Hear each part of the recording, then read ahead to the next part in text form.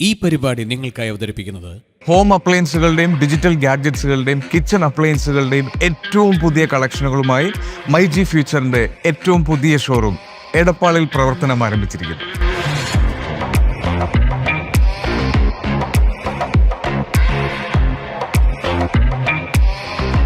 International ബ്രാൻഡുകളുടെ original products, എല്ലാ പർച്ചേസിനും original ഓഫേഴ്സും ഉഗ്രൻ വിലക്കുറവും. മൈജി ഫ്യൂച്ചർ, എടപ്പാളിന്റെ ഒറിജിനൽ ചോയ്സ്. NCVയുടെ എല്ലാ മാന്യപ്രേക്ഷകർക്കും വിഷു ആശംസകൾ. മഞ്ഞക്കണിക്കുന്ന പൂവിൻ സൗന്ദര്യവും കണിവെള്ളരിയുടെ വിശുദ്ധിയും എഴുതിരിയിട്ട നിലവിളക്കിൻ്റെ ഐശ്വര്യവും ഭൂഫലങ്ങളുടെ സമൃദ്ധിയും ഇവയെല്ലാം ഒത്തുചേരുന്ന മലയാളികളുടെ ഒരേയൊരു ആഘോഷം വിഷു. വീണ്ടും ഇതാ പുതിയൊരു വിഷുക്കാലം കൂടി വന്നെത്തിയിരിക്കുകയാണ്. NCVയുടെ എല്ലാ മാന്യപ്രേക്ഷകർക്കും വിഷു ആശംസകൾ.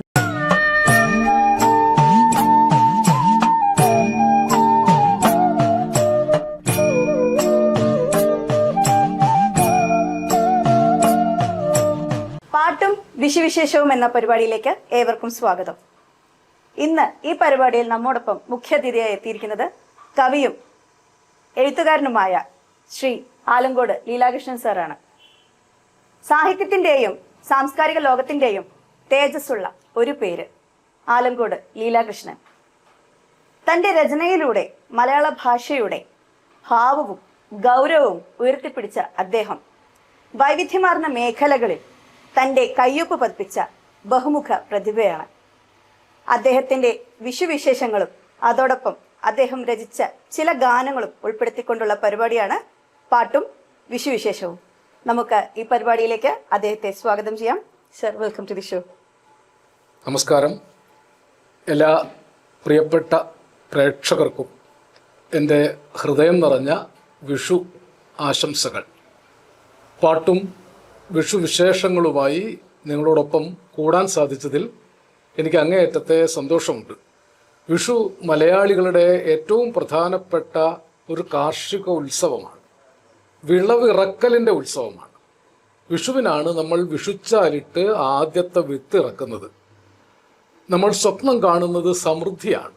കണിവെള്ളരിയും നവധാന്യങ്ങളും കണിക്കൊന്നയും നാളികേരവും എല്ലാവിധ കാർഷിക വിഭവങ്ങളും സമൃദ്ധമാകുന്ന ഒരു കാലത്തിൻ്റെ സ്മരണയാണ് വിഷു. വിഷുവേല എന്ന് നമ്മൾ പറയാറുണ്ട്. വിശേഷിച്ചും വിഷു ഇപ്പോൾ പതുക്കെ പതുക്കെ വ്യാപാരോത്സവമായി മാറിക്കൊണ്ടിരിക്കുകയാണ്. കാർഷികോത്സവമായിരുന്ന കാലത്താണ് വിഷുവിൻ്റെ പാട്ടുകൾ എത്രയോ നമ്മുടെ സിനിമകളിൽ ഉണ്ടായത്. പുതിയ തലമുറയിലെ കുട്ടികൾക്ക് ഒരുപക്ഷെ ആ വിഷുപ്പാട്ടുകൾ പരിചയമുണ്ടാവുകയില്ല. തീർച്ചയായും ഇങ്ങനൊരു പരിപാടി ഈ വിഷുവിന് തയ്യാറാക്കിയതിൽ നിങ്ങൾ അഭിനന്ദിക്കുന്നു. നമുക്ക് വിഷുവിൻ്റെ വിശേഷങ്ങളും പാട്ടും കുറച്ചൊക്കെ കവിതയും വർത്തമാനങ്ങളുമായി മുന്നോട്ട് പോകാം. നമസ്കാരം.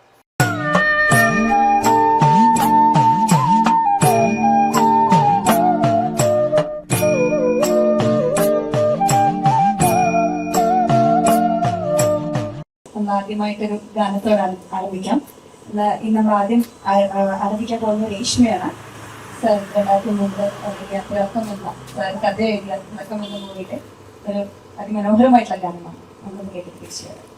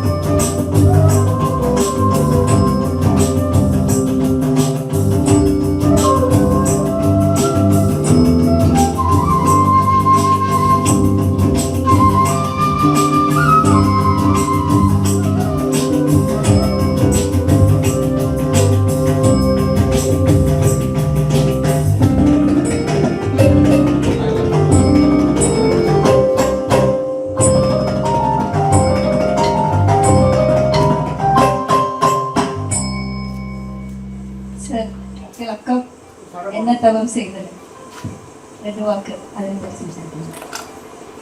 രേഷ്മ അല്ലേ അതിമനോഹരമായിട്ട് പാടി. ഇതൊരു ക്ലാസിക്കൽ കീർത്തനാണ്.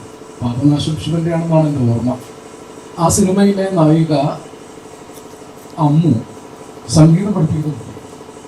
അപ്പം അമ്മുവിൻ്റെ കുട്ടിക്കാലത്തെ സുഹൃത്താണ് തിരിച്ചു വന്ന ദിലീപിൻ്റെ കഥാപാത്രം ഉണ്ണി വട്ടായിട്ടാണ് തിരിച്ചു വരുന്നത്. അപ്പോൾ ഉണ്ണി വട്ടായിട്ട് കാട്ടിക്കൂട്ടുന്ന കുറച്ച് കുസൃതികളും തമാശയും നടന്ന രംഗങ്ങളാണ് ഈ പാട്ടിൻ്റെ സീനിൽ കാണിക്കുന്നത്. പക്ഷെ പാട്ട് വളരെ ഗൗരവമുള്ള ഒരു കീർത്തനമാണ്.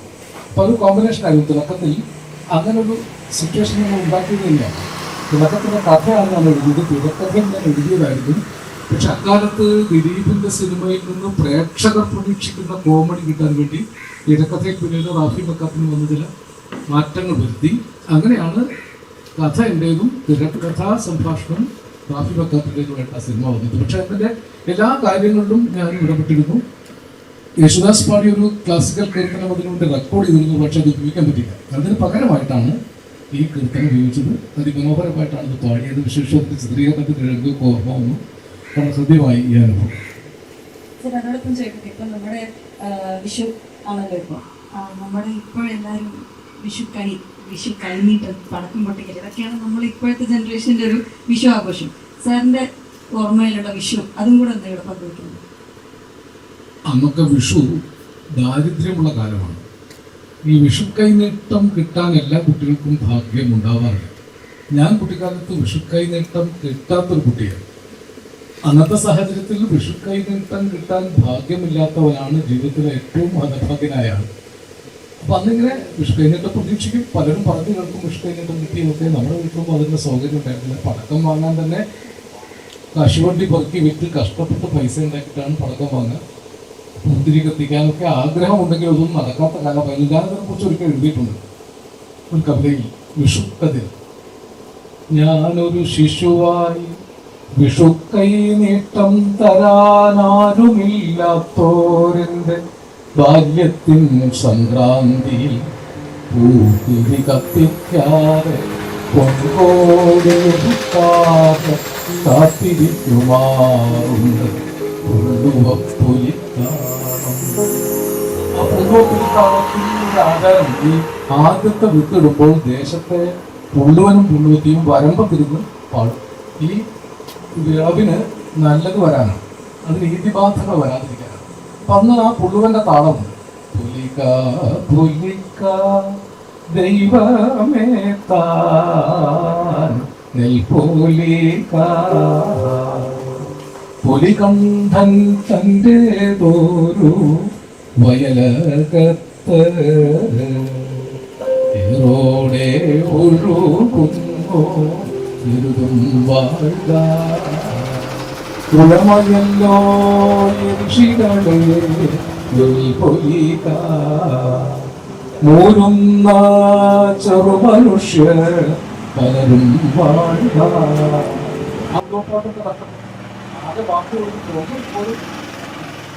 പഴയ വിഷുവിൻ്റെ പലതും നമുക്ക് നഷ്ടപ്പെട്ടു. കണി കാണുന്നത് തന്നെ ഇപ്പോൾ പഴയ കണി ഒരുക്കങ്ങളൊന്നും തന്നെ ഇല്ല. എങ്കിലും വിഷു ഉണ്ട്, അത് വിളവിറക്കലിൻ്റെ ആഘോഷമാണ്. വ്യാപാരോത്സവമായിട്ടെങ്കിലും വിഷു ഉണ്ട്. നമ്മുടെ പഴയ പാട്ടുകളിലൊക്കെ വിഷുവിൻ്റെ അന്തരീക്ഷമുണ്ട്. ഒരുപാട് സന്തോഷം സാർ. ഇങ്ങനെ സാറിന്റെ രചനയിൽ തന്നെയുള്ള കവിത നമുക്ക് ഇവിടെ ലൈവിൽ കേൾക്കാൻ പറ്റിയത് തന്നെ വലിയൊരു ഭാഗ്യമാണ്. അപ്പം ഇന്ന് നമ്മുടെ ഈ ഒരു സന്തോഷ വേളയിൽ നമുക്കൊരു കവിതയും കൂടി ആവാം.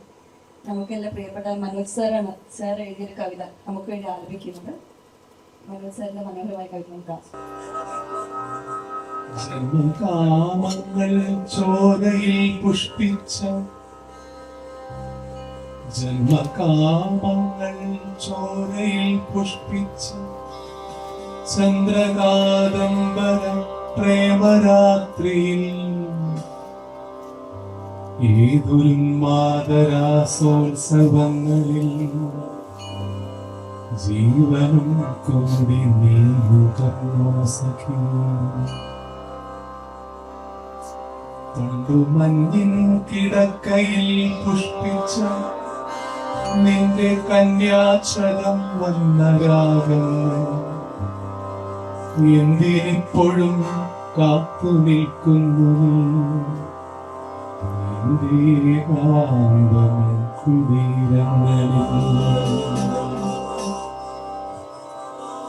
പാട്ടു കേട്ടാൽ തളിർക്കുന്ന പാതിരാ പാലകൾ മണം വീശുന്ന രാത്രിയിൽ എന്റെ നെഞ്ചിലെ കാരിരുമ്പാണികൾ നിന്നെ ബന്ധിച്ചൊരേഴിലം എന്റെ നെഞ്ചിലെ കാരിരുമ്പാണികൾ നിന്നെ ബന്ധിച്ചൊരേഴിലം പാലം നിത്യവും നെറ്റി പൊട്ടിപ്പരക്കുന്നു രക്തമാകുന്നു എനിക്കിപ്പോഴും നിത്യവും നെറ്റി പൊട്ടിപ്പരക്കുന്നു രക്തമാകുന്നു എനിക്കിപ്പോഴും.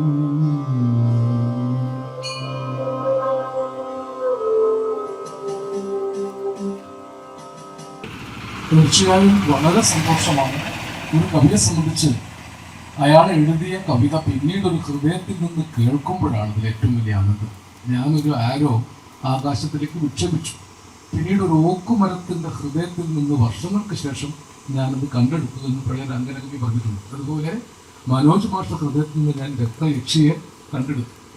ഈ രക്തയക്ഷി ഞാൻ ആലപിച്ചിട്ടുണ്ട്, വേറെ പലരും ആലപിച്ചിട്ടുണ്ട്, അനൂപ് ശിവശങ്കരൻ ആലപിച്ചിട്ടുണ്ട്, പിന്നോട്ടെ അനൂപ് ശിവശങ്കരൻ. പക്ഷേ മനോജ് മാഷ അതിൽ നിന്നൊക്കെ വ്യത്യസ്തമായി ഒരു ആലാപനമാണ് സ്വീകരിച്ചത്. ഇതിനൊരു സവിശേഷത, ഇതൊരു മിസ്റ്റിക് കവിതയാണ്. ഈ രക്തയക്ഷി നേരിട്ടുള്ള ഒരു കഥാപാത്രമല്ല, അത് നമ്മുടെ പരമ്പരാഗത മിത്തുകളിലുള്ള ഒരു യക്ഷിയാണ്.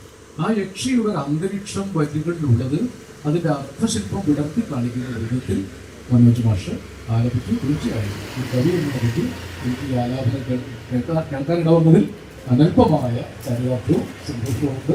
മനോജിന് അഭിനന്ദനം. സാർ, ഇപ്പം മനോജ് സാർ നമുക്ക് എല്ലാവർക്കും വേണ്ടി കവിത ആലോചിച്ചപ്പോൾ നമുക്ക് തീർച്ചയായിട്ടും പ്രേക്ഷകർക്ക് ചോദിക്കാനുള്ള ചോദ്യം എന്താണെന്ന് വെച്ചാൽ, ഇപ്പൊ കവിത, ഒരു കവി എന്ന നിലയിൽ സാറിന്റെ കവിത, അതുപോലെ തന്നെ ഇപ്പോൾ മലയാള സിനിമയിൽ ഇറങ്ങുന്ന ഗാനങ്ങൾ, ഇവ തമ്മിലുള്ള ഒരു താരതമ്യം ചെയ്യാൻ പറഞ്ഞാൽ സാറിന്റെ അഭിപ്രായം എന്തായിരിക്കും എന്ന് പറഞ്ഞു? കാലം മാറുകയല്ലേ, കാലം മാറുമ്പോൾ അഭിരുചികൾ മാറും. പഴയ തലമുറയുടെ അഭിരുചി വെച്ച് ഇന്നത്തെ ആളുകൾ ആസ്വദിക്കില്ല.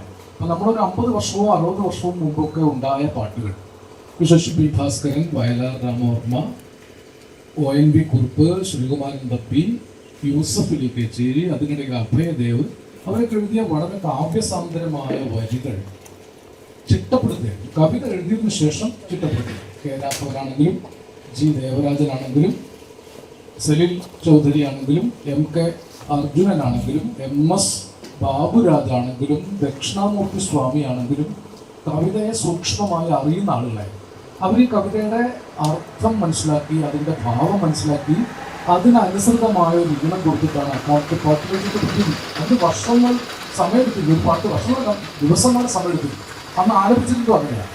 അങ്ങനെ ഉണ്ടാക്കിയ പാട്ടുകളൊക്കെ ഇപ്പോഴും നിലനിൽക്കുന്നു. 50-60 വർഷം അന്ന് കലാകാരന്മാരെ സംബന്ധിച്ച് ഈ കലാസൃഷ്ടി നിലനിൽക്കണം എന്നതായിരുന്നു ഏറ്റവും വലിയ ആഗ്രഹവും അതിൻ്റെ സമർപ്പണവും. ഇന്നിപ്പോൾ ഒരു കലാസൃഷ്ടി പാട്ടാണെങ്കിലും മറ്റെന്താണെങ്കിലും പെട്ടെന്ന് മാർക്കറ്റിൽ എത്രയും വേഗം വിറ്റ് മുതലായി കഴിഞ്ഞാൽ ആ പാട്ട് നിലനിൽക്കണമെന്നില്ല. ഒരു പാട്ട് സിനിമയോടൊപ്പമോ അല്ലെങ്കിൽ പുറത്ത് ഇറങ്ങിയാൽ 15-20 ദിവസം കൊണ്ട് ലാഭകരമായിട്ടത് മാർക്കറ്റ് ചെയ്യപ്പെട്ടാൽ ആ പാട്ട് നിലനിൽക്കണമെന്ന് പാട്ട് ഉണ്ടാക്കിയ നിർമ്മാതാവും ആഗ്രഹിക്കുന്നില്ല, സംവിധായകനും ആഗ്രഹിക്കുന്നില്ല, എഴുത്തുകാരനും ആഗ്രഹിക്കുന്നില്ല, മ്യൂസിക് ഡയറക്ടറും ആഗ്രഹിക്കുന്നില്ല. മ്യൂസിക് ഡയറക്ടർ ഉണ്ടാക്കി കൊടുത്ത ട്യൂണിനൊപ്പിച്ചാണ് പാട്ടുകൾ എഴുതുന്നത്. ഞാൻ എഴുതാൻ തുടങ്ങിയപ്പോഴേക്കും ട്യൂണിനനുസരിച്ച് എഴുതുന്ന രീതി വന്നത്. ഞാൻ എഴുതി തുടങ്ങിയത് അങ്ങനെയാണ്. തീർച്ചയായിട്ടും സാർ, നമ്മളിപ്പോൾ എടുത്തു കഴിഞ്ഞാൽ മലയാളം തന്നെ മാറ്റം വന്നിരിക്കുകയാണ്. പ്രകൃതിയില്ല, പ്രകൃതി ഭംഗിയില്ല, ഒന്നും ഇക്കാലത്തെ പാട്ടുകളിൽ നമുക്ക് കാണാൻ വളരെ ചുരുക്കമാണ്.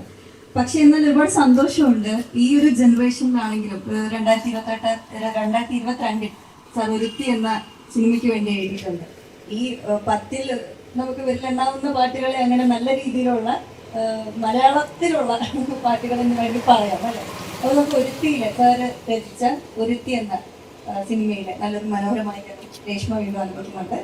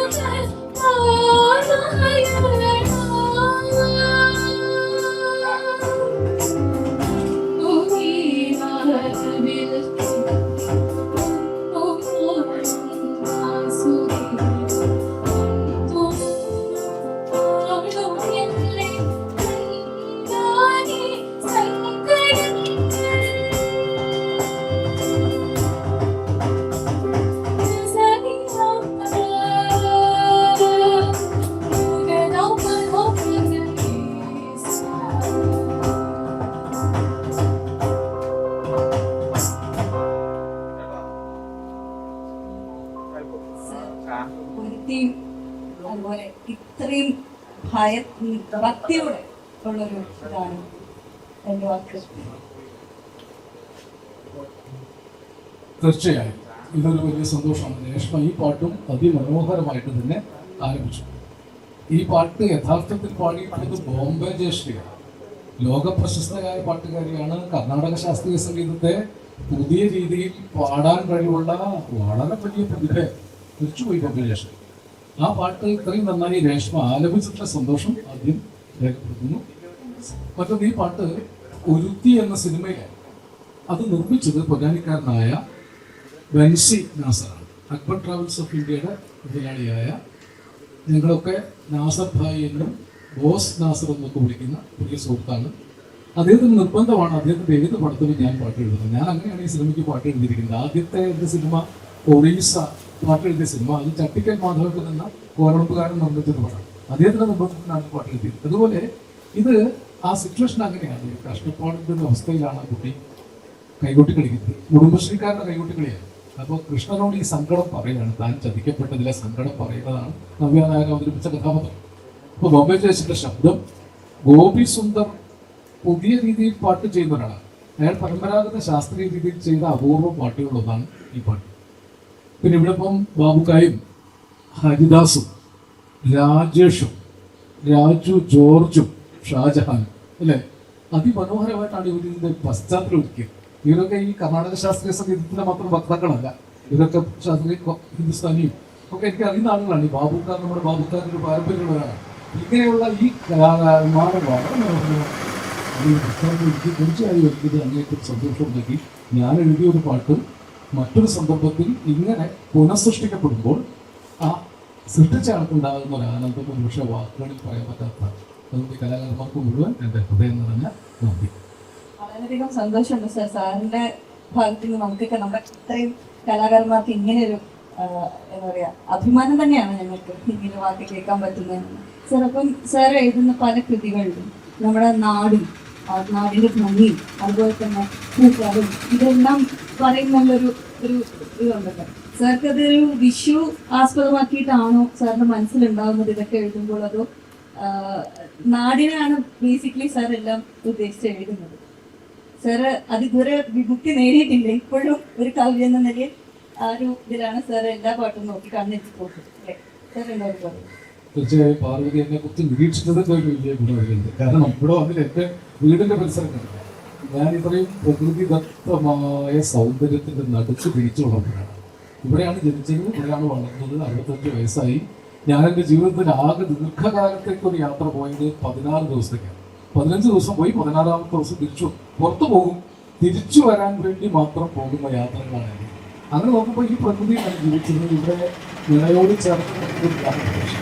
ഈ ഗ്രാമം നിറയെ ഗ്രാമത്തിൻ്റെ എല്ലാ പ്രകൃതി സൗഭാഗ്യങ്ങളും അത് കണ്ടാണ് വളർന്നത്. ഋതുക്കളെ തൊട്ടറിയാം. ഇവിടെ ഇരുന്നാൽ എനിക്ക് മഴ പെയ്തു വരുന്നത് കാണാം, നല്ല കടുത്ത മഞ്ഞിലി മൂടൽമഞ്ഞിലി പ്രദേശമൊക്കെ കാണാതാവുന്നത് കാണാം, നല്ല കാറ്റിൽ തരുലതാദികൾ നൃത്തം വെക്കുന്നത് കാണാം. അങ്ങനെ ഋതുക്കളെ തൊട്ടറിയാവുന്ന ഒരു ജീവിതമാണ് ഇതുവരെ കൊണ്ടുവരുന്നത്. വിശേഷം മലയാള പ്രകൃതിയെയും കേരളീയതയും അഗാധമായി സ്നേഹിച്ച് പ്രേമിച്ച് ജീവിക്കുന്ന ഒരു തനി നാട്ടിൻപുറത്തുകാരനാണ്. അതുകൊണ്ട് എൻ്റെ എഴുത്തിലൊക്കെ ഈ നാട്ടിൻപുറം ഉണ്ടാവും, നാട്ടിൻപുറത്തെ കാഴ്ചകൾ ഉണ്ടാവും. നിളാനദിയെ കുറിച്ചാണ് എൻ്റെ ആദ്യത്തെ പുസ്തകം, നിളയുടെ തീരങ്ങളിലൂടെ. 93 പുസ്തക രൂപത്തിൽ വന്നു. എൻ്റെ 25 വയസ്സ് തൊട്ട് ഞാൻ നിളയുടെ തുടക്കം മുതൽ നിളയുടെ അസ്തമന തീരമായ പൊന്നാനി വരെ ഒറ്റയ്ക്ക് സഞ്ചരിച്ച് ശേഖരിച്ച വിവരങ്ങൾ കാവ്യാത്മകമായി ഇവിടുത്തെ പ്രകൃതി, നിളാതീര പ്രകൃതി, കലകൾ, സംസ്കാരം, ചരിത്രം, ഇവിടുത്തെ നാട്ടറിവുകൾ, ദേശപുരുഷാർത്ഥങ്ങൾ, നാട്ടറിവ്, നാനാർത്ഥങ്ങൾ ഒക്കെ രേഖപ്പെടുത്തിയിട്ടുള്ളവരാണ്. ഞാൻ എന്നെക്കുറിച്ച് ഒരു അവകാശവാദവും പറയുന്നില്ല. എനിക്ക് ഈ പരിമിതിയുണ്ട്. എത്ര നാഗരികത വന്നാലും നഗരങ്ങളൊക്കെ വന്ന് ഗ്രാമങ്ങളെ വിഴുങ്ങി ഇല്ലാതാക്കിയാലും അവസാനത്തെ ഗ്രാമീണനും മരിക്കുന്നതുവരെ ഗ്രാമത്തിൻ്റെ സൗഭാഗ്യങ്ങൾ കവിതയിലും പാട്ടിലും ലേഖനങ്ങളിലും എഴുതി ഞാനിവിടെ ഉണ്ടാകുന്നത് മാത്രമേ വിനയപൂർവ്വം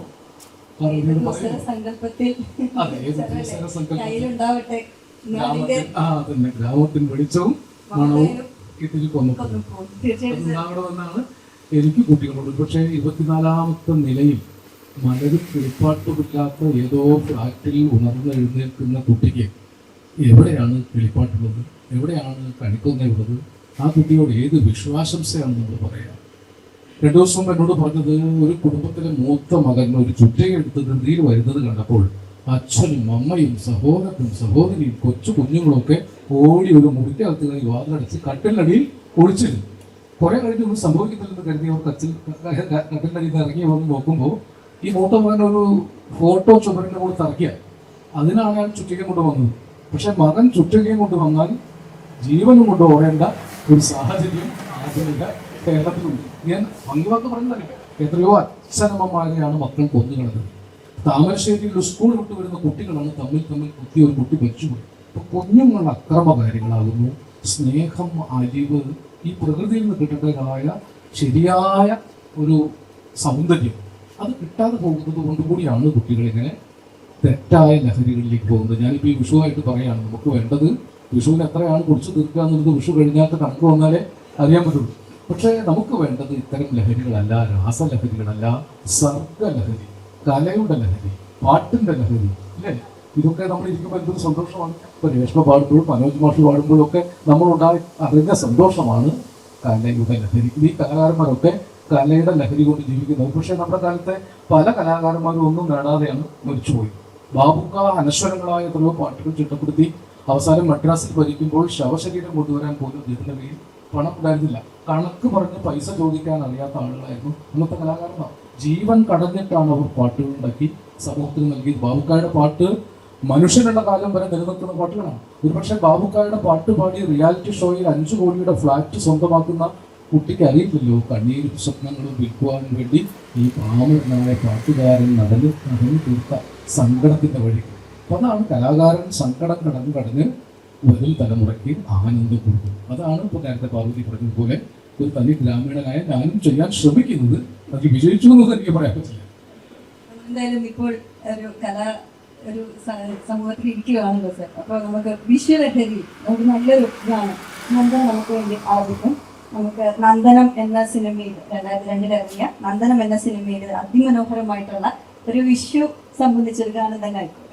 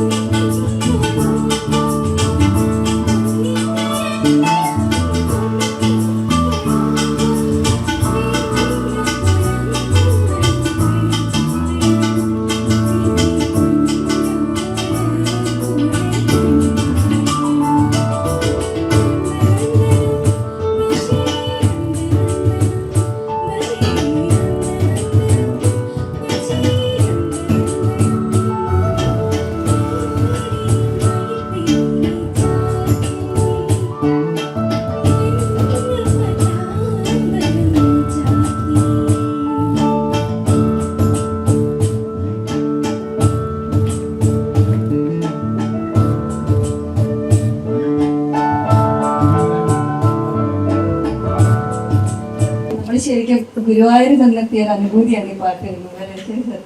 സർ, അപ്പൊ എനിക്ക് ഇനിയൊരു കാര്യം ചോദിക്കാമെന്ന് വെച്ചാൽ നമ്മൾ ഇപ്പോഴത്തെ സിനിമ എടുക്കുമ്പോൾ സംവിധായകന്റെ അല്ലെങ്കിൽ കഥാകൃത്തിന്റെയോ അവരുടെ രാഷ്ട്രീയം സിനിമയിലേക്ക് തള്ളിക്കെട്ടുന്നതായിട്ട് സാർക്ക് തോന്നുന്നുണ്ടോ? ഒരു തിളക്കം അതുപോലെ ഏകാന്തം എന്ന ചിത്രത്തിൻ്റെയൊക്കെ കഥാകാരൻ എന്നുള്ള ഒരു നിലയിൽ കവി എന്ന നിലയിൽ സാർക്ക് എന്താണ് പറയുന്നത്? പാർവതിയുടെ ഈ ചോദ്യത്തിന് ഉത്തരം പറയുന്നതിന് മുമ്പ് നന്ദനയ്ക്കൊരു അഭിനന്ദനം. അല്ലേ? നന്ദനം എന്ന സിനിമയിലെ നന്ദനന്ദനം എന്ന പാട്ട് നന്ദന പാടുമ്പോൾ ഉണ്ടാകുന്ന ഒരു നന്ദന സന്തോഷം നമ്മളിപ്പോൾ അനുഭവിച്ചു. ഇതെൻ്റെ വളരെ പ്രിയപ്പെട്ട സുഹൃത്തായ ഗിരീഷ് പുത്തഞ്ചേരി എഴുതിയതാണ്. ഗിരീഷ് വലിയ കൃഷ്ണഭക്തനാണ്. ആ സിനിമ നന്ദനം തന്നെ അങ്ങനെ ബാലാമണി എന്ന കൃഷ്ണഭക്തയുടെ കഥയാണ്. അതിൽ രവീന്ദ്ര മാഷ അതിൽ ഇടം കൊടുത്തിരിക്കുന്നത്. അത് വലിയ സന്തോഷം. അതിൽ നമുക്ക് പരമ്പരാഗതമായ ഒരു വിഷുപ്പാട്ടുണ്ട്, ഒരു കീർത്തനം, പഴയ ഉമ്മാനായിട്ട് എഴുതിയതാണ്. കളി കാണും നേരം കമലാനേത്രന്റെ നിറമേറും മഞ്ഞ തുകിച്ചാർത്തി കനകിങ്ങിനി വളകൾ മോതിരം പണിഞ്ഞു ഭഗവാനെ കളി കാണും നേരം കമലാനേത്രന്റെ നിറമേറും മഞ്ഞ ചാർത്തി വളകൾ മോതിരം പണിഞ്ഞു ഇതിന്റെ ഈണം ബീജിയമായിട്ട് ഉപയോഗിച്ചു. അപ്പൊ അങ്ങനെ അന്തരീക്ഷ പാട്ടുണ്ട് അത് ആ പാട്ടും. പിന്നെ അവർ ചോദിച്ച ചോദ്യം രാഷ്ട്രീയമൊക്കെ മനുഷ്യർക്കുണ്ടല്ലോ. ഇപ്പൊ കലാകാരന്മാർ ആവിഷ്കരിക്കുമ്പോൾ അവർക്ക് ആവിഷ്കരിക്കാനുള്ളതാണ് ആവിഷ്കരിക്കുന്നത്. ഈ കല എന്നത് ആരുടെയെങ്കിലും നിർബന്ധത്തിനോ നിബന്ധനയ്ക്കോ ആജ്ഞയ്ക്കോ വഴങ്ങി ചെയ്യേണ്ട ഒന്നല്ല. അത്രമേൽ സ്വാഭാവികമായിട്ടാണ് ഏത് കലയും വരിക. ഒരുപക്ഷെ ആ കലയിൽ അയാളുടെ രാഷ്ട്രീയം വരരുതെന്ന് പറയാൻ നിർത്തില്ല. പക്ഷെ മറ്റൊരു രാഷ്ട്രീയം വേറൊരു കലയിലും പറയാം. അങ്ങനെയല്ലേ സംവാദം ഉണ്ടാവും. അല്ലാതെ ഒരു കലാകാരൻ സിനിമയിൽ ഒരു രാഷ്ട്രീയം പറഞ്ഞെന്ന് വെച്ചാൽ കലയെ ആക്ഷേപിക്കുന്നതും കലയെ ഇല്ലാതാക്കുന്നതും ഒരു ശരിയായ കാര്യമല്ല. ഇതിനകത്ത് ജനാധിപത്യം എന്നുള്ളത് ആവിഷ്കാരം ജനാധിപത്യമാണ്. ഞാൻ പറയുക, ബോധപൂർവം കലാപം ഉണ്ടാക്കാനോ കലുഷത ഉണ്ടാക്കാനോ വേണ്ടി കലാകാരൻ ശ്രമിക്കാൻ പാടില്ല എന്നുണ്ട്. അതിൻ്റെ ആവശ്യമില്ല. പക്ഷെ കലാകാരനെ ആവിഷ്കരിക്കാൻ കലകൾ ഒഴിഞ്ഞു പോയ സ്ഥലത്തേക്കാണ് കലഹങ്ങളും കാലുഷ്യങ്ങളും കലാപങ്ങളും ഒക്കെ കടന്നു വരുന്നത്. കല ഒരിക്കലും വിധ്വംസകമായ രീതിയിലൊരു കാര്യം പറയുന്നില്ല. നമുക്ക് അഭിപ്രായ വ്യത്യാസമുള്ള കാര്യം കലയിലൂടെ, സിനിമയിലൂടെ, പാട്ടിലൂടെ ആവിഷ്കരിച്ചാലും നമുക്കത് കേൾക്കുമ്പോൾ ഒരു ആനന്ദമുണ്ടാകും. ഇല്ലേ? ദുഃഖം പോലും കലയിൽ അവതരിപ്പിക്കുമ്പോൾ നമുക്ക് ആനന്ദമാണ്, ദുഃഖം ഒരു ആനന്ദമാണ്. അപ്പൊ കല അങ്ങനെ സവിശേഷമായ ഒരു പ്രവർത്തന മേഖലയാണ്. ഇപ്പൊ സർഗ പ്രവർത്തനത്തിൽ നമുക്ക് അങ്ങനെ അതിർവരമ്പുകൾ ഒക്കെ അറിയാൻ പറ്റില്ല. പക്ഷെ കലുഷമായ കാലങ്ങളിൽ കലാകാരന് ഒരുപക്ഷെ സംയമനം പാലിക്കേണ്ട സാഹചര്യമുണ്ട്. മാത്രമല്ല, സംയമനം പാലിച്ചില്ലെങ്കിൽ കലാകാരന്മാർ ആക്രമിക്കപ്പെടുന്ന ഒരു കാലമാണ്. ഇത് പേടിപ്പിക്കുന്ന ഒരു കാലഘട്ടം കൂടിയാണ്. അതിനെക്കുറിച്ചൊന്നും ഞാനിപ്പോൾ പറയുന്നില്ല. ഏതായാലും കലകൾ സ്വതന്ത്രമായി നിലനിൽക്കണം എന്ന് തന്നെയാണ് എൻ്റെ അഭിപ്രായം. ഈ പരിപാടി നിങ്ങൾക്കായി അവതരിപ്പിക്കുന്നത് ഹോം അപ്ലയൻസുകളുടെയും ഡിജിറ്റൽ ഗാഡ്ജറ്റ്സുകളുടെയും കിച്ചൺ അപ്ലയൻസുകളുടെയും ഏറ്റവും പുതിയ കളക്ഷനുകളുമായി മൈജി ഫ്യൂച്ചറിന്റെ ഏറ്റവും പുതിയ ഷോറൂം എടപ്പാളിൽ പ്രവർത്തനം ആരംഭിച്ചിരിക്കുന്നു.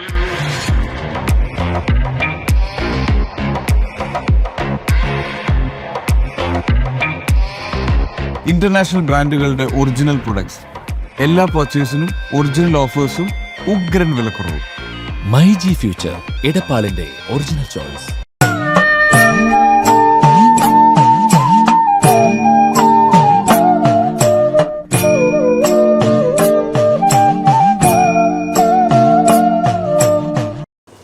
എന്തായാലും ഇന്ന് ഈ വിഷു ദിനത്തിൽ നമുക്ക് സാർ എപ്പോഴും ഭക്തിയോടെയൊക്കെ കൃതികൾ എഴുതുന്ന ഒരു വ്യക്തിയാണ്. സാർക്ക് സാർക്ക് സ്പെഷ്യലായിട്ട് നമ്മൾ സാർ ഒരു പാട്ട് പാടുന്നതായിരിക്കും. കണ്ണനെ നിധിക്കാൻ കരയുമ്പോൾ എന്ന അതിഭക്തി നിറഞ്ഞ ഒരു ഗാനമാണ്. വളരെ മനോഹരമായിട്ടൊരു ഗാനമാണ്. സാർക്ക് വേണ്ടിയിട്ട് നമ്മൾ സാർ അത് പാടുന്നതായിരിക്കും.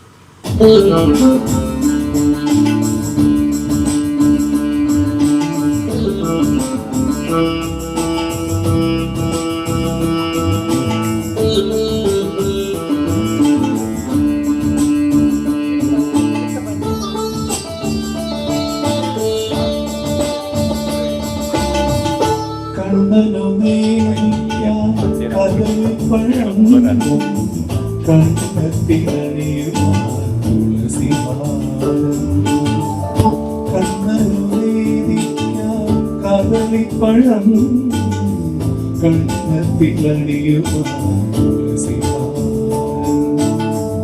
കൃതയിൽ കരുതുവാനൊരു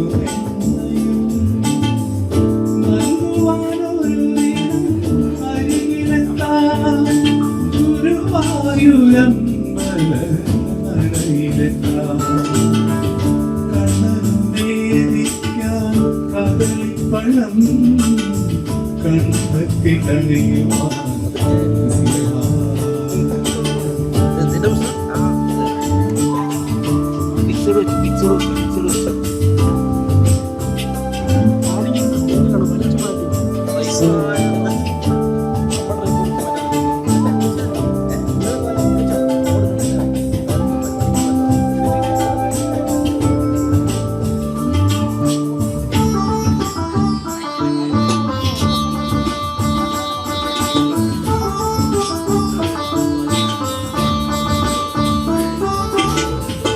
ഓടക്കുഴൽ ഞാൻ നടയിൽ വയ്ക്കാം ചേലഞ്ചും മയിൽപ്പീലിയും കരുതാ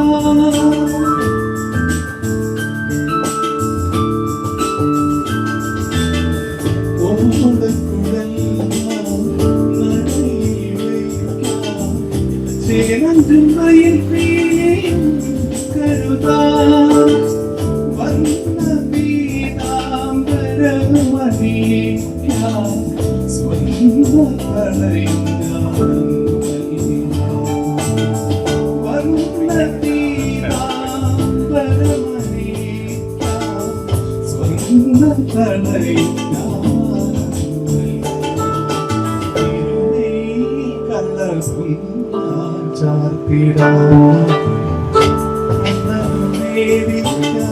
കദളിപ്പഴം കണ്ടെത്തിലണിയുവാൻ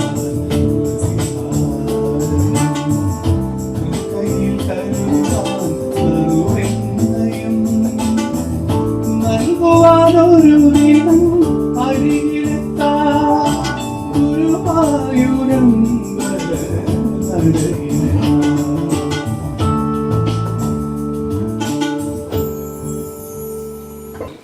വിഷു കൃഷ്ണൻ സർ കൃഷ്ണഭക്തനാണ് തീർച്ചയായും വിഷുവില് ചേർക്കേണ്ടി തോന്നുന്നു. വിഷുവിനോട് ചേർന്ന് കൃഷ്ണസങ്കല്പം ഏതോ കാലം മുതൽക്ക് നരകവൈരി സ്തോത്രം എന്ന് പറയുന്നൊരു കാവ്യമാണ് അതിന് കാരണം. നരകവൈരിയാം അരവിന്ദാക്ഷന്റെ ചെറിയ നാളത്തെ കളികളും തിരുമൈശോഭയും കരുതിന്നു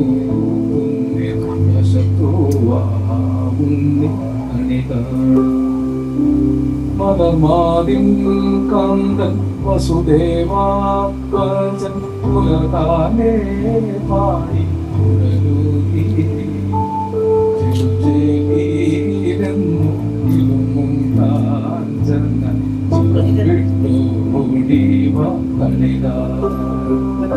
നരകവീരി സ്തോത്രത്തിൽ നിന്ന് ഈ കണി കാണാൻ കണ്ണൻ വേണം എന്നൊരു സങ്കല്പം വിശേഷം നമ്മുടെ കണി ഉരുളിയിൽ കണ്ണന്റെ വിഗ്രഹമുണ്ട്. അത് എത്രയോ കാലമായിട്ട് കേരളത്തിലെ വിഷു ആഘോഷപ്പെട്ടിട്ടുണ്ട്. വിഷു വാസ്തവത്തിൽ കേരളത്തിന്റെ മാത്രം ആഘോഷമല്ല. ആസാമിൽ ബിഹു എന്ന പേരിലുണ്ട്, ബംഗാളിലും ബീഹാറിലും ഉഗാദി എന്ന പേരിലുണ്ട്. ഇന്ത്യ മുഴുവൻ വിഷുവിന്റെ ആഘോഷമുണ്ട്. വിഷുവത്തോടു കൂടിയ വിഷുവം തുല്യതയോട് കൂടിയതെന്നാണ്. ദിനരാത്രങ്ങൾ തുല്യമായി വരുന്ന കൊല്ലത്തിലെ രണ്ട് സന്ദർഭങ്ങൾ തുലാവിഷുവും മേടവിഷുവാണ്. ഇപ്പൊ തുലാവിഷുവാണ് ദീപാവലിയായിട്ട് ആഘോഷിക്കുന്നത്, മേടവിഷു നമ്മുടെ വിഷു. ഇപ്പൊ രണ്ടിനും സൂര്യോത്സവമാണ്, സൂര്യനെ കേന്ദ്രീകരിച്ചാണ്. ഇപ്പൊ സൂര്യന് വേണ്ടിയാണ് ഈ പറക്കുന്നതിനും വെളിച്ചമാണ്, വെളിച്ചം ഉണ്ടാവണം. ഇപ്പൊ ഇരുട്ടിനെതിരെ വെളിച്ചത്തിന്റെ ഒരു സമരമാണ്. അപ്പൊ അതിന്റെ ഒരു പ്രതീകമാണ് കണ്ണൻ. ഇതിപ്പോ ഈ പാട്ട് മനോജ് മാഷ് നന്നായി പാടി, വളരെ ഹൃദയസ്പർശിയായ ഒരു ഭക്തിഗാനാണ്. ഇത് ഉണ്ണികൃഷ്ണൻ വാര്യർ എന്ന് പറയുന്ന അത്രയൊന്നും പ്രശസ്തനല്ലാതിരുന്ന ഒരു കവി എഴുതിയതാണ്. ഈ പാട്ടോടുകൂടി ഉണ്ണികൃഷ്ണൻ വാര്യർ വളരെ പ്രശസ്തനായി. ആ കണ്ണന് കാണിക്ക വെക്കാൻ കദളിപ്പഴവും കണ്ഠത്തിലണിയാൻ തുളസിഹാരവും ഒക്കെ ആയി ഒരു വളരെ ലളിതമായ ഒരു സങ്കല്പമാണ്. ഇത് വിഷുവിന് ഇങ്ങനെ പല സങ്കല്പങ്ങളുണ്ട്. ഇതിൽ ഈ പീതാംബരം മഞ്ഞ നിറമാണ്, സ്വർണത്തിന്റെ നിറമാണ്, കൊന്നപ്പൂവിനും സ്വർണ്ണ നിറമാണ്. അന്നൊക്കെ വിഷു കൈനീട്ടവും സ്വർണം കൊടുക്കണമെന്നായിരുന്നു ഒരു കാലത്ത്. പാവപ്പെട്ടവർക്ക് മാർഗമില്ലാത്തതുകൊണ്ട് നമ്മൾ 10 പൈസയൊക്കെ കൊടുക്കുന്നതേ ഉള്ളൂ. വാസ്തവത്തിൽ സ്വർണം തന്നെ വിഷു കൈനീട്ടം കൊടുക്കണം. ഇവരുടെ കാര്യം എന്താ വെച്ചാൽ നീലം പ്രളയരാശിയാണ്, സൂര്യന്റെ പ്രളയരാശിയാണ്. ജ്യോതിശാസ്ത്രം അനുസരിച്ചിട്ട് മീനപ്രളയം കഴിഞ്ഞ് സംക്രമപ്പിറ്റേക്ക് ഉദിക്കുന്ന ആദ്യത്തെ സൂര്യരശ്മി ചെന്ന് തട്ടുന്ന സ്ഥലം സ്വർണമായി തീരുന്നു. അതുകൊണ്ട് കണിവെള്ളം എനിക്ക് സ്വർണ്ണ നിറം അല്ലെ. അങ്ങനെ ഐശ്വര്യത്തിന്റെ പ്രതീകമായിട്ട് നമ്മൾ സ്വർണ്ണത്തെ കാലത്ത് കണക്കാക്കി. അതുകൊണ്ടാണ് ഈ പീതാംബരം, പീതവസ്ത്രം, പീതനിറം, കൊന്നയുടെ നിറം ഒക്കെ വിഷുവിന്റെ ഭാഗമാകുന്നത്, ഐശ്വര്യത്തിന്റെ ഭാഗം. ഏതായിരുന്നാലും ഈ പാട്ടും ഒരു വിഷു അന്തരീക്ഷം ഉണ്ടാക്കി, വിഷു ആയതുപോലെ ഒരു തോന്നലുണ്ടാക്കി, കണിക്കൊന്ന പൂക്കുമ്പോൾ വിഷു വന്നു എന്ന് വിചാരിക്കുന്നത് പോലെ ഒരു അന്തരീക്ഷം ഉണ്ടാക്കി. ഒരുപാട് സന്തോഷം സർ. മലയാള സിനിമയായിട്ട് ഒരു ബന്ധപ്പെട്ടൊരു ചോദ്യം കൂടിയാണ്. നമ്മൾ ഇപ്പം നമ്മൾക്ക് ചുറ്റും ഒരുപാട് അനീതികൾ വളർന്നുകൊണ്ടിരിക്കുകയാണ്, കുട്ടികൾക്കിടയിലായാലും ഒക്കെ. ഇക്കാലത്ത് മലയാള സിനിമ ഈ കുട്ടികളെയും പുതുതലമുറയെ സ്വാധീനിച്ചതായിട്ട് സാർ തോന്നുന്നു, സ്വാധീനിക്കുന്നതായിട്ട് സാർ തോന്നുന്നു? അത് തീർച്ചയായിട്ടും സ്വാധീനിക്കും. കാരണം ലോകത്തിലെ ഏറ്റവും പ്രധാനപ്പെട്ട ജനകീയ കലയാണ് സിനിമ.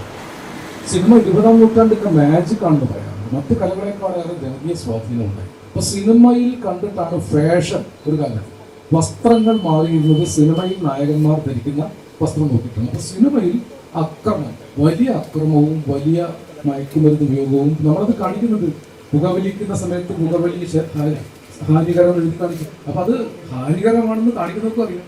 അപ്പൊ അതിന്റെ അളവ് കൂട്ടരുത് എന്ന് തന്നെയാണ് എൻ്റെ അഭിപ്രായം. കാരണം പണ്ട് കാലത്തുള്ള സിനിമകൾ മനുഷ്യ സമൂഹത്തിനൊരു ദിശ കാണിച്ചു കൊടുക്കുക. വിശേഷിച്ച് പാട്ടുകളുടെ കാര്യത്തിൽ സിനിമ പാട്ടുകളാണ് എല്ലാവർക്കും പാടാനുള്ള പാട്ടുകളാക്കി തന്നത്. മലയാളികൾക്ക് എല്ലാവർക്കും പാടാനുള്ള പാട്ടുണ്ടായിരുന്നില്ല. മാപ്പിളപ്പാട്ട്, പുലയപ്പാട്ട്, ചെറുമപ്പാട്ട്, കുറത്തിപ്പാട്ട്, പുഴുവപ്പാട്ട്, ബ്രാഹ്മണിപ്പാട്ട്, ഇങ്ങനെ ജാതി തിരിച്ച പാട്ടുകളേ ഉള്ളൂ. സിനിമ പാട്ട് വന്നപ്പോഴാണ് എല്ലാവർക്കും പാടാനുള്ള പാട്ടുകൾ ഉണ്ടായത്. സിനിമയിലൂടെയാണ് എല്ലാവരും ഒരർത്ഥത്തിൽ ജനകീയമായ ഒരു അവബോധം സ്വീകരിക്കുന്നത്. അതുകൊണ്ട് മാറി മാറി വരുന്ന തലമുറകളെ സിനിമ സ്വാധീനിക്കും. ഈ അടുത്ത കാലത്തായിട്ട് വല്ലാതെ അക്രമോത്സുകത സിനിമയിൽ വരുന്നുണ്ട്. ഒരു സെൻസറിംഗ് ഇല്ലാത്ത വിധത്തിലാണ് അക്രമരംഗങ്ങൾ കാണിക്കുന്നത്. അത് കുട്ടികളെ വിശ്വാസത്തിൽ പെടുത്തും എന്നൊരു അഭിപ്രായം എനിക്കുണ്ട്. അതിൽ നമ്മളൊരു ഭൂരിപക്ഷം അടുത്ത തലമുറ കുറെ കൂടി നേരിൻ്റെ വഴിയിലേക്കും നീതിയുടെ വഴിയിലേക്കും സമത്വാധിഷ്ഠിതമായ മാനവികതയുടെ വഴിയിലേക്കും വരും. നമുക്കിപ്പോൾ വിഷുവിനെ കുറിച്ച് സംസാരിച്ച കൂട്ടത്തിൽ വിഷു ഒക്കെ സിനിമയിൽ എത്രയോ വന്നിരിക്കും. ഇപ്പോൾ വിഷു സിനിമയിലില്ല. വിഷു കണി എന്ന പേരിൽ ഒരു സിനിമ ഉണ്ടായിരുന്നു. വടക്കിരിത്തടത്തിൽ മേടപ്പുലരിയിൽ കണി കണ്ട് കണ്ണു തുറന്നപ്പോൾ വിളക്ക് കെടുത്തി നീ ആദ്യമായി നൽകിയ വിഷുക്കൈ നീട്ടങ്ങൾ ഓർമ്മയില്ലേ എന്ന് വയലാബിസിനെ എഴുതുന്നു. പ്രേമത്തിൻ വിഷുക്കൈ നീട്ടങ്ങൾ ഓർമ്മയില്ലേ? തങ്കഭസ്മപ്പൂവിട്ട തമ്പുരാട്ടി നിന്റെ തിങ്കളാഴ്ച നോയം തിന്ന് മുടക്കും. ആ പാട്ടിലാണ്. അങ്ങനെ വിഷുവിന്റെ വരികൾ എത്രയോ അക്കാലത്ത് പാട്ടുകൾ വന്നിരുന്നു. ഓണം എത്രയോ വന്നിരുന്നു. ഇപ്പൊ ഓണപ്പാട്ടുകൾ വളരെ കാലത്തിന് ശേഷം തിരുവാവണിരാവ് എന്നൊരു പാട്ടാണ് ഓണപ്പാട്ടായിട്ട് നമ്മൾ അടുത്ത കാലത്ത് കേട്ടിട്ടുള്ളൂ. പണ്ടൊക്കെ എത്രയോ ഓണപ്പോയെ പോയെ പൂരുടി പൂരുടി പൊന്നോണമായി. ഞാനൊക്കെ ഓണം പിറന്നു എന്ന് അറിയുന്നത് തന്നെ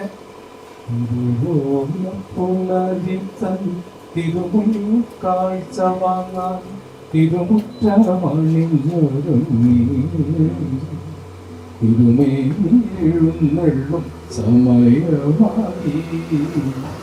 ഹൃദയം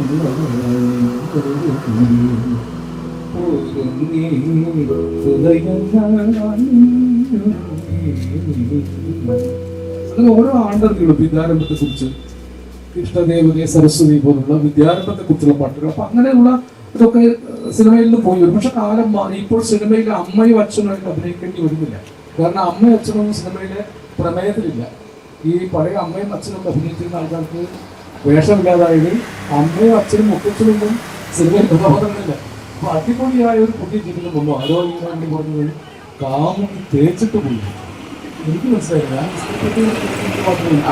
അതിന്റെ സിവന്റെ ഇങ്ങനെ ഗമനത്തേക്ക് അപ്പൊ കാമുകി പ്രേമം തേച്ചിട്ട് പോയി.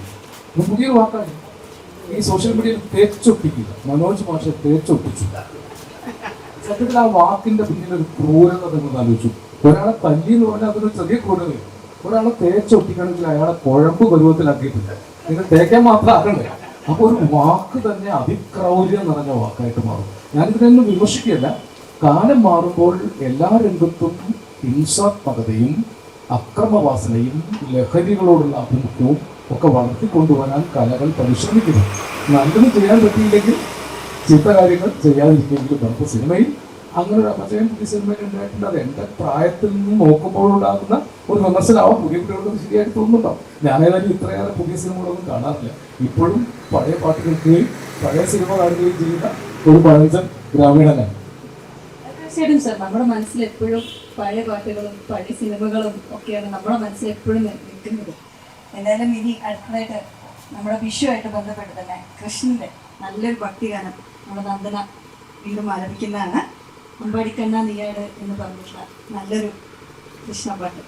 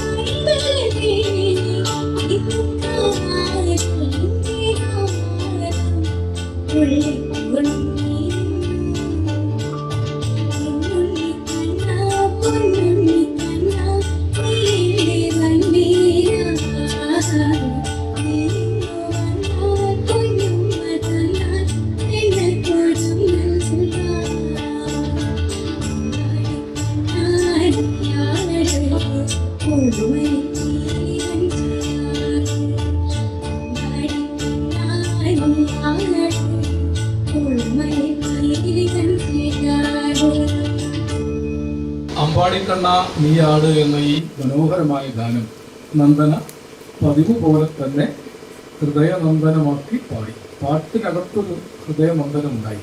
സത്യത്തിൽ പാട്ടൊരു അന്തരീക്ഷമാണ്. ഒരു പാട്ട് പാടുമ്പോൾ നമുക്ക് ആ അന്തരീക്ഷം അനുഭവം. അതുകൊണ്ടാണ് ചിലപ്പോൾ ചില പഴയ പാട്ടൊക്കെ കേൾക്കുമ്പോൾ ഞങ്ങളെപ്പോലുള്ള വയസ്സന്മാർക്ക് ആ പാട്ട് ആദ്യം കേട്ട കാലത്തുണ്ടായിരുന്ന ഒരു പ്രണയമൊക്കെ ഉണ്ടാവും.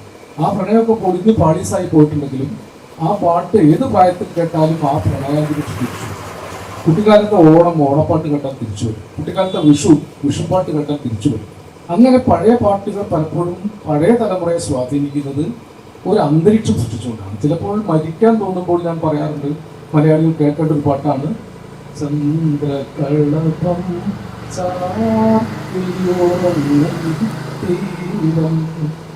ഇന്ദ്രധനുസിൻ പൂവൽ കൊഴിയും തീരം. ഈ മനോഹര തീരത്ത് തരുമോ ഇനിയൊരു ജന്മം കൂടി? ഈ നിത്യഹരിതയാം ഭൂമിയിലല്ലാതെ മാനസ സരസ്സുകളുണ്ടോ, സന്ധ്യകളുണ്ടോ, ചന്ദ്രികയുണ്ടോ, ഗന്ധർവ ഗീതമുണ്ടോ? വസുന്ധരെ കൊത്തി തീരും വരെ ഇവിടെ സ്നേഹിച്ചു മരിച്ചുകൊണ്ടു. ഈ ഒരു ഓർമ്മപ്പെടുത്തലാണ് ഇത്തരം പാട്ടുകളൊക്കെ നമുക്ക് തരുന്നത്. തീർച്ചയായും മന്ത്രയുടെ പാട്ട് മനോഹരം.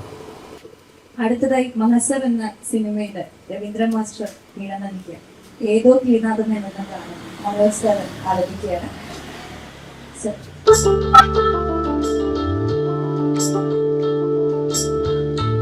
ഇടവപ്പാതിയിൽ കടൽ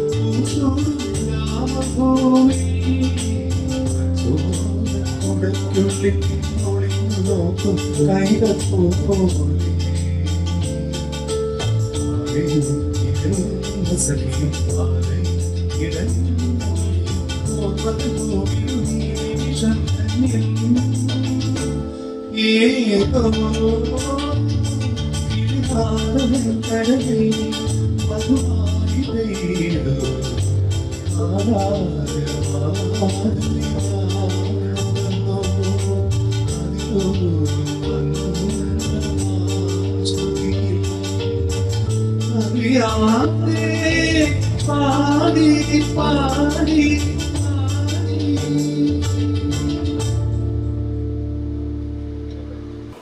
ഏതോ കിളിനാദമൻ കരളിൽ മധുമാരി പെയ്തു. നോക്കൂ, അവിടെ പ്രകൃതിയുണ്ട് അല്ലേ?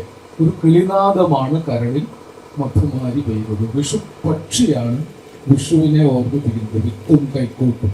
വാസ്തവത്തിൽ വിഷുപക്ഷി പറയുന്നത് വിത്തും കൈക്കോട്ടും ആണോ എന്ന് നമുക്ക് അറിഞ്ഞുകൂടാ.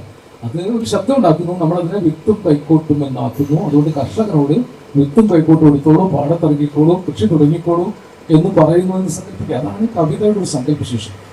പ്രകൃതിയെ നമ്മൾ കാണുന്നു. ഒരുപക്ഷെ വയലാറിന്റെ കവിതകളിൽ കേരളത്തിലെ 44 നദികളുണ്ടായി. 1000 പാദസരങ്ങൾക്കുള്ളിൽ ആലുവ പുഴ പിന്നെയും രീതി. പെരിയാറെ പെരിയാറെ പർവ്വത നിരയുടെ പനിനീരെ, നീർവന്നികൾ പൂത്തു, നീർവാതളം പൂത്തു, ചന്ദ്രഗിരിപ്പുഴയിൽ നിന്നുടെ ചന്ദനത്തോണി വന്നെടുത്തു, ഭാരതപ്പുഴയിലെ ഓളങ്ങളെ. അങ്ങനെ നോക്കുമ്പോൾ ഒരു സ്ഥലത്ത് പള്ളാത്തുരുത്തിയാറിൽ ഒരു വെള്ളി നിലാവുള്ള രാവിലെ എന്നൊരു പാട്ട് വയലാർ എഴുതിയിട്ടുണ്ട്. എനിക്ക് പള്ളാത്തുരുത്തിയാറ് അറിഞ്ഞു. വയലാർ എഴുതിയതുകൊണ്ട് തീർച്ചയായും അങ്ങനെ ഒരു ആറുണ്ടാകും എന്ന് കരുതി അന്വേഷിച്ചു പോയപ്പോൾ ആലപ്പുഴയ്ക്കും അരൂരിനുമിടയിൽ പള്ളാത്തുരുത്തിയാറ് എന്നൊരാറുണ്ട്. 44 നദികൾ, കായലുകൾ, ഇവിടുത്തെ എണ്ണമറ്റ പുഷ്പങ്ങൾ, ഇവിടുത്തെ കിളികൾ, കിളിപ്പാട്ടുകളൊക്കെ ചേർന്നതായിരുന്നു നമ്മുടെ ഒരു കാലത്തെ പാട്ടുകളുടെ രൂപം. അതുകൊണ്ടാണ് ഏതോ കിളിനാദം കരളിൽ മധുമാരി പെയ്തതായിട്ട് മനോജ് മാഷ്, രവീന്ദ്രൻ മാഷ് ഇടത്തിൽ പാടിയപ്പോൾ നമ്മുടെ മനസ്സിലും മധുമാരി പെയ്തത്. സർ, അടുത്തതായിട്ട് രേഷ്മ നല്ല അതിമനോഹരമായിട്ടൊരു വിഷുപ്പാട്ടാണ് പാടുന്നത്. വിഷുക്കി കൈ പൂക്കൊണ്ടുവാ മലർക്കുടന്നെ തീർക്കുന്നു.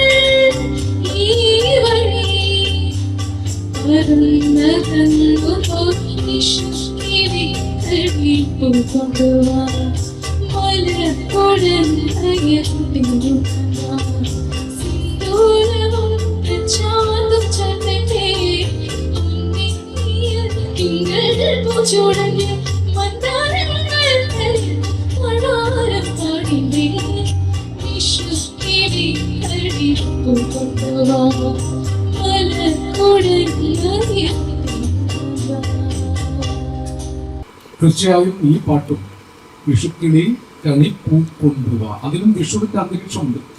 അത് ശരത്തിന്റെ സംഗീതമാണ്, അതിമനോഹരമായ സംഗീതം. രേഷ്മ പതിവ് പോലെ തന്നെ മനോഹരമായിട്ട് ആലപിച്ചു. ഞാൻ നേരത്തെ പറഞ്ഞ കാര്യം തന്നെ ആവർത്തിക്കുകയാണ്. വിഷുപക്ഷി, വിഷുക്കണി, വിഷു പൂക്കൾ, ഇതൊക്കെ പ്രകൃതിയോട് ചേർന്ന് മലയാളി ഇഴുകി ജീവിച്ച ഒരു കാലത്തിൻ്റെയാണ്. നമുക്കിപ്പോൾ അവസാനത്തെ ജീവിയെയും വാക്യൂം ക്ലീനർ ഉപയോഗിച്ച് വലിച്ചു പുറത്താക്കി മനുഷ്യനൊന്നും ഒറ്റ ജീവി മാത്രം ഒറ്റയ്ക്കിരിക്കുകയാണ്. അതുകൊണ്ടാണ് ഒറ്റപ്പെട്ട മനുഷ്യന് ക്രിമിനൽ വാസനയുണ്ടാവും, ഒറ്റപ്പെട്ട മനുഷ്യന് ആത്മഹത്യാ പ്രവണതയുണ്ടാവും, ഒറ്റപ്പെട്ട മനുഷ്യൻ മാനസിക പകർച്ചയെ നേരിടും. ആധുനിക മലയാളികൾക്ക് 100% ഗുളികകൾ കഴിക്കാത്ത ഒരാളും തന്നെ ഇല്ല. ഇപ്പോൾ നിങ്ങൾ ചെയ്ത ഈ സേവനം, ഈ വിഷുവായിട്ട് 100% ഗുളികകൾ കഴിക്കാതെ ഒരു നല്ല വിഷു അന്തരീക്ഷം പാട്ടിലൂടെയും ഈ പറയുന്ന കലാകാരന്മാരുടെ സാന്നിധ്യത്തിലൂടെയും സൃഷ്ടിച്ചു കൊടുക്കാൻ നമുക്ക് സാധിച്ചു. നഷ്ടപ്പെട്ടു പോകുന്നത് പലതും ശൂന്യതയിൽ നിന്ന് സൃഷ്ടിച്ചു കൊടുക്കാൻ കലാസൃഷ്ടികൾക്ക് കഴിയും. നമ്മുടെ ചാനലുകൾ ചെയ്യേണ്ട സുപ്രധാനമായ ദൗത്യമാണ് ഇപ്പോൾ ഈ പ്രാദേശിക ചാനലാണ്, എസ്റ്റാബ്ലിഷ്ഡ് ചാനലല്ല ഇവർ ചെയ്തിരിക്കുന്നത്. കാരണം ഇത് നഷ്ടപ്പെട്ട പ്രകൃതിയെക്കുറിച്ച്, പ്രകൃതിയോട് ബന്ധപ്പെട്ട ഉത്സവങ്ങളെക്കുറിച്ച്, ആ ഉത്സവങ്ങൾ മലയാളിക്ക് നൽകിയ സനാതത്വത്തെക്കുറിച്ച് ഉത്സവാത്മകതയും സംഘം ചേർന്നും കൂടിച്ചേർന്നുള്ള പാട്ടുകളും കളികളും വിഷുക്കളികളും ഒക്കെ ഉണ്ടായിരുന്നു, ഓണക്കളികൾ ഉണ്ടായിരുന്നു. അങ്ങനെ മലയാളി മാനസിക തകർച്ച വരാതെ ജീവിച്ചൊരു കാലത്തിന്റെ ഫോഴ്സുകളാണ് ഇത്തരം ആഘോഷങ്ങൾ. പല ചാനലുകളും രാത്രി 10 മണി മുതൽ 11 മണി വരെ കാണിക്കുന്നത് ക്രൈം സ്റ്റോറി, കുറ്റപത്രം, FIR, പോലീസ് ഡയറി പോലുള്ള കാര്യങ്ങളാണ്. ഉറങ്ങുന്നതിന് മുമ്പ് ഇത്രയേറെ ക്രൂരതകളും വയലൻസും ക്രിമിനലിസവും കേരളത്തിൽ നടക്കുന്നുണ്ടെങ്കിൽ തന്നെ ഉറങ്ങുന്നതിന് മുമ്പ് അത് കാണിക്കണമെന്ന് ചോദ്യം. ഇങ്ങനെ ക്രൂരത കണ്ട് കിടന്നുറങ്ങിയാൽ മനുഷ്യന് മനസ്സമാധാനം ഉണ്ടാവില്ല എന്ന് മാത്രമല്ല, ഇതൊക്കെ കണ്ടു വളരുന്ന ആളുകൾ മനഃശാസ്ത്രപരമായി തന്നെ ക്രൂരന്മാരായി തീരുകയാണ് ചെയ്യുക. അതേസമയം വിഷുവിന് നന്മ നിറഞ്ഞ കണി കണ്ടുണരുന്ന മലയാളിക്ക് നന്മയുടെ പാട്ടുകളുള്ള, നന്മ പ്രാർത്ഥിക്കുന്ന, ഇരുട്ടിനെതിരെ വെളിച്ചം പ്രാർത്ഥിക്കുന്ന ഒരു സങ്കല്പം സാക്ഷാത്കരിക്കാൻ നമുക്ക് സാധിക്കുന്നു എന്നുള്ളതാണ് ചെറിയതെങ്കിലും ഈ പരിപാടി ചെയ്യുന്ന വലിയ വലിയ സേവനം.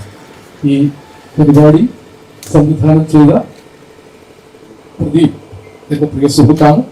വളരെ കുറഞ്ഞ സമയം കൊണ്ട് ഇത്രയേറെ കലാകാരന്മാരെ കൂട്ടിച്ചേർത്തുകൊണ്ട് പരിമിതമായ വിഭവങ്ങൾക്കുള്ളിൽ നിന്ന് അപരിമേയമായ ആഹ്ലാദവും അപരിമേയമായ ഉത്സവാത്മകതയും ഉണ്ടാക്കാൻ ഈ ചെറിയ പരിപാടിക്ക് സാധിച്ചു എന്നാണ് എൻ്റെ വിചാരം. ഞാൻ നേരത്തെ പറഞ്ഞതുപോലെ കുറെ സിനിമകൾക്ക് പാട്ടെഴുതി, 12ഓളം സിനിമകൾക്ക് പാട്ടെഴുതി. ഒരു പാട്ടെഴുത്തുകാരൻ എന്ന നിലയിൽ മുഖ്യധാരയിൽ ഇതുവരെ പരിഗണിക്കപ്പെട്ടിട്ടില്ലാത്ത ആളാണ്. ഞാനങ്ങനെ അവകാശവാദം പറയാറില്ല. തിളക്കത്തിന് കഥ എഴുതി, ഏകാന്തം കാവ്യം എന്നീ 2 സിനിമകൾക്ക് തിരക്കഥയും സംഭാഷണം എഴുതി, ഒറീസ തൊട്ട് ലവ് FM എഴുതി വരെയുള്ള 10-12 സിനിമകൾക്ക് പാട്ടുകൾ എഴുതി. ജീവിതത്തിൽ ആദ്യമായിട്ടാണ് എൻ്റെ പാട്ടുകളെ പരിചയപ്പെടുത്തിക്കൊണ്ടും എൻ്റെ പാട്ടുകൾ പാടിക്കൊണ്ടും എനിക്കൊരു പരിപാടിയിൽ പങ്കെടുക്കാൻ അവസരമുണ്ടായത്. അതിന് പ്രദീപിനോടും സുഹൃത്തുക്കളോടും ഞാൻ കടപ്പെട്ടിരിക്കുന്നു. എൻ്റെ കടപ്പാട് രേഖപ്പെടുത്തിക്കൊണ്ട് എല്ലാ മലയാളികൾക്കും ഐശ്വര്യസമൃദ്ധമായ ഒരു വിഷുവേല ഈ ദിവസം ഒരുക്കാൻ പ്രകൃതി അനുഗ്രഹിക്കട്ടെ. വിഷു ഏതെങ്കിലും ഒരു വിഭാഗത്തിന്റെ ഉത്സവമല്ല. അങ്ങനെ ഒരു തെറ്റിദ്ധാരണ ആരുടെയൊക്കെ മനസ്സിലുണ്ട്. ശ്രീകൃഷ്ണനൊക്കെ ഇതിൽ കണിയിൽ വരുന്നതെന്ന് കരുതി ഇതൊരു വിഭാഗത്തിന്റെ മാത്രം ഉത്സവമല്ല. വിഷു എല്ലാ കാലത്തും എല്ലാവരുടെയും ഉത്സവമായിരുന്നു. കർഷകന് ജാതിയും മതവും ആണും പെണ്ണും വ്യത്യാസമില്ല. കാർഷിക വൃത്തിയിലേക്ക് മനുഷ്യരെ ഇറക്കുന്ന കലയാണ് വിഷുവേല. അതുകൊണ്ട് വിഷുവേല ജാതി മതവർണ്ണവർഗ വ്യത്യാസമില്ലാതെ മലയാളക്കരയാകെ പണ്ടുകാലം മുതൽ ആചരിച്ചു പോരുന്നതാണ്. ഇന്ത്യയിലെ പല ഭാഗങ്ങളിലും പല പേരുകളിൽ വിഷു ഉണ്ടായിരുന്നു. ആ വിഷു ഈ വർഷവും ജാതി മത വർണ്ണ വർഗ ഭേദങ്ങളില്ലാതെ യാതൊരു വിഭാഗീയതയുമില്ലാതെ ആഘോഷിക്കാൻ എല്ലാ മലയാളികൾക്കും മലയാളികളല്ലാത്തവർക്കും സാധിക്കുമാറാകട്ടെ. വിഷു വെളിച്ചം ഈ നാടിനെ നന്മയിലേക്ക് നയിക്കട്ടെ. നന്മ കണി കണ്ടുവരാൻ എല്ലാവർക്കും സാധിക്കുമാറാകട്ടെ എന്ന് ഹൃദയപൂർവ്വം ആശംസിക്കുന്നു. നമ്മുടെ മലയാളികൾക്കൊക്കെ ഏറെ പ്രിയപ്പെട്ട ഒരു പാട്ടാണ് അന്തരം സിനിമയിലെ കാർമുകിൽ വർണ്ണിച്ചുകൊണ്ടിരുന്ന മനോഹരമായിട്ടുള്ളതാണ്. അത് നമുക്ക് കൃഷ്ണനോടുള്ള ഭക്തിയും എല്ലാം നിറഞ്ഞു നിൽക്കുന്ന ഒരു വളരെ മനോഹരമായിട്ടുള്ള ഗാനമാണ് ഈ രേഷ്മ നമുക്ക് കാണാൻ വേണ്ടി.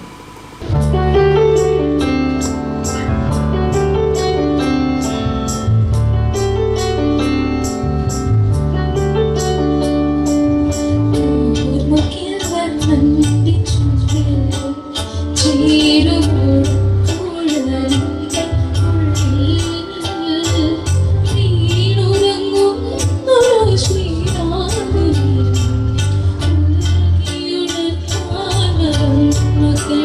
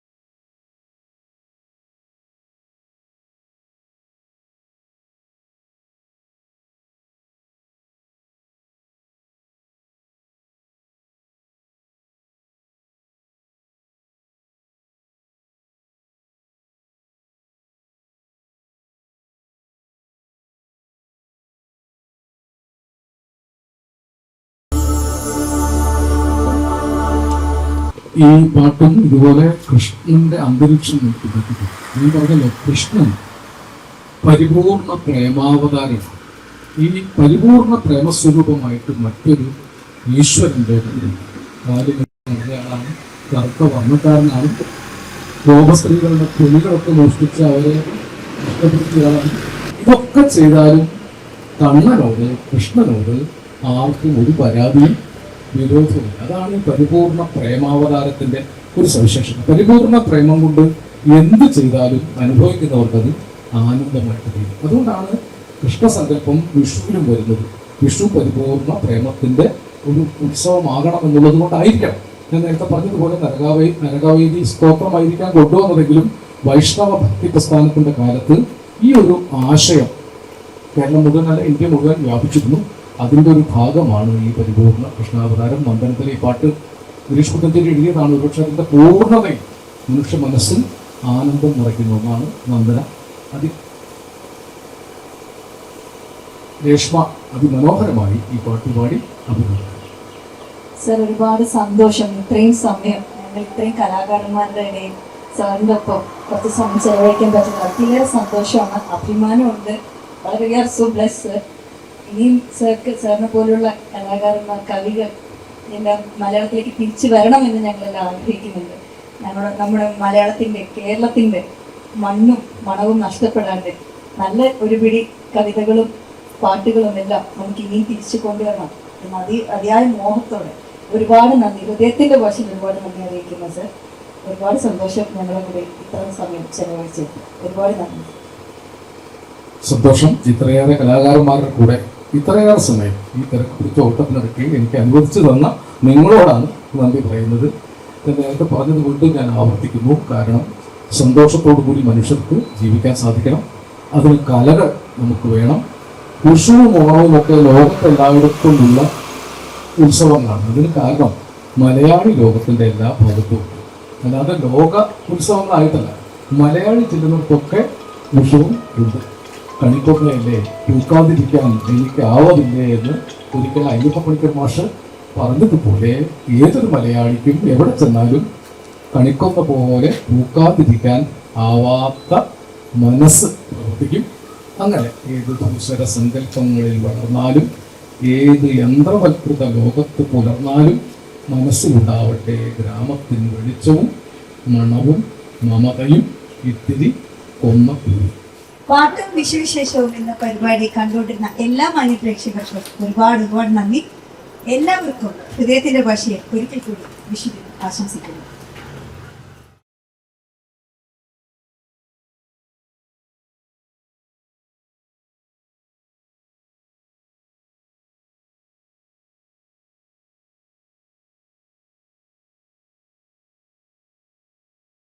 ഈ പരിപാടി നിങ്ങൾക്കായി അവതരിപ്പിച്ചത് ഹോം അപ്ലയൻസുകളുടെയും ഡിജിറ്റൽ ഗാഡ്ജറ്റ്സുകളുടെയും കിച്ചൺ അപ്ലയൻസുകളുടെയും ഏറ്റവും പുതിയ കളക്ഷനുകളുമായി മൈജി ഫ്യൂച്ചറിന്റെ ഏറ്റവും പുതിയ ഷോറൂം എടപ്പാളിൽ പ്രവർത്തനം ആരംഭിച്ചിരിക്കുന്നു.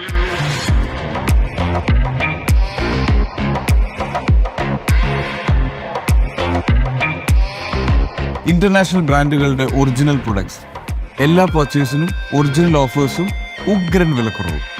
മൈജി ഫ്യൂച്ചർ, എടപ്പാളിന്റെ ഒറിജിനൽ ചോയ്സ്.